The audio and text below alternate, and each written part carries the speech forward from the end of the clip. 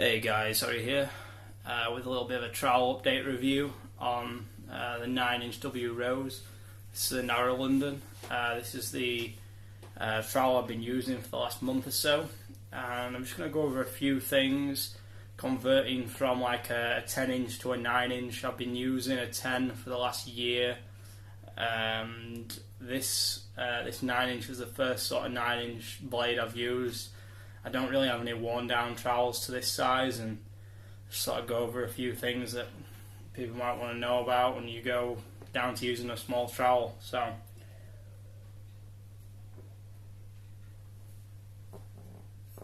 basically, there's a few things you've got to get your head around. It's just going to feel small.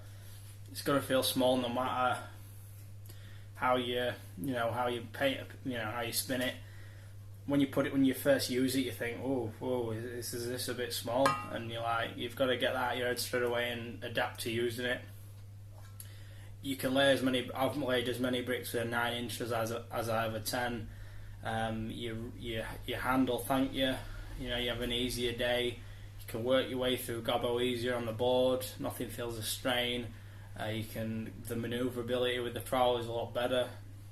I just found all in all you can be more accurate with a smaller trowel. Probably drop less gobbo as well. If I'm completely honest, you do. It is one of them things. It's good for pick and dip.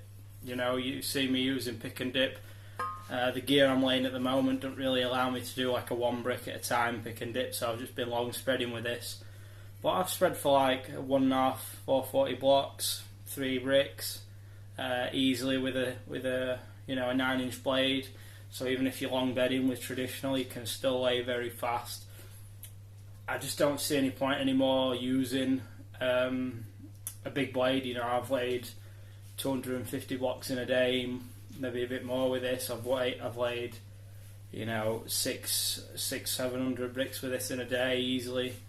I could probably lay more if I got on the right type of brick, right type of work and stuff. And there's nothing to really be gained by having a bigger trowel. I think the narrow London has a big, it's very nice shape, to be honest. There's the lift for you guys if you want to see it at home. It's not a super flat lift, but it's not like a Marshalltown lift, so it has its merits. And I'm going to try out a Philadelphia and a wide London 9-inch blade. I just find them really nice to use. I get on with them really well, and I find that now my trowel hand never aches, my shoulder never aches when I'm lifting gear up. I just don't feel like you're using a trowel like you would a normal sized trowel. So this 9-inch blade, they're a little bit more expensive than 9 inches. But it's well worth getting one because, it's alright getting an 11 or a 10 and saying, I'm going to wear it down. I've used a 10 for a year and hardly wore it down. So get a 9 straight off the bat, fantastic bits of kit.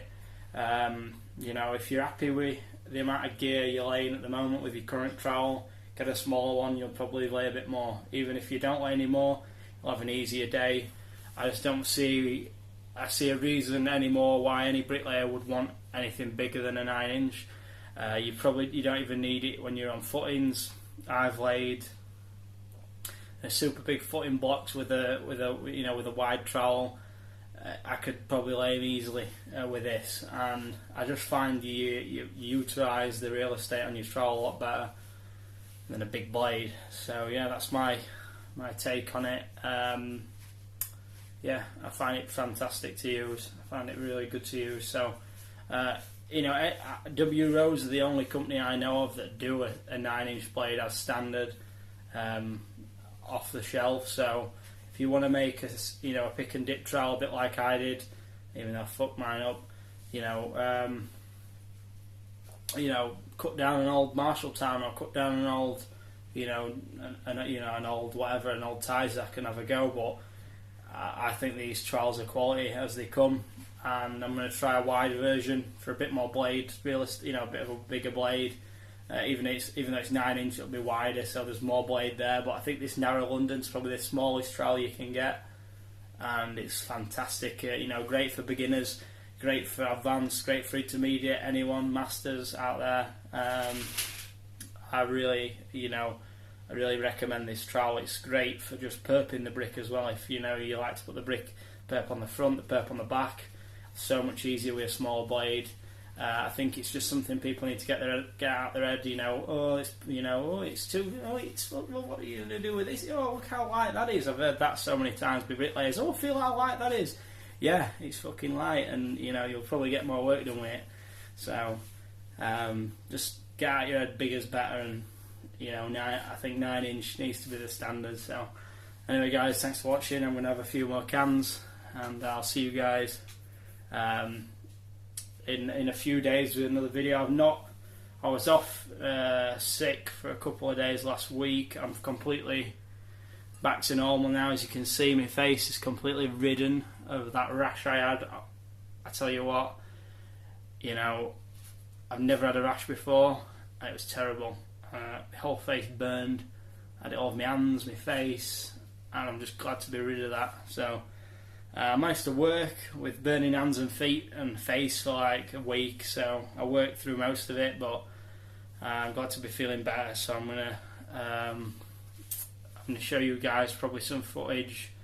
Probably gonna be another 3 or 4 days before I upload another one, because I've just got a load of stuff at work when I get finished, and then show you guys something probably later on at the end of the week. If not, I'll probably might get some old footage and do a voiceover on it. So yeah, so I'm glad to be back at it. I did some running yesterday, but I didn't do a running vlog, so I'm still wondering how I'm going to do those, because it turned out my app wasn't tracking my mileage right. So I've been running and not getting the right mileage on my app. So I'm going to download another app, and when I start hitting some PBs on running, I might do another running vlog.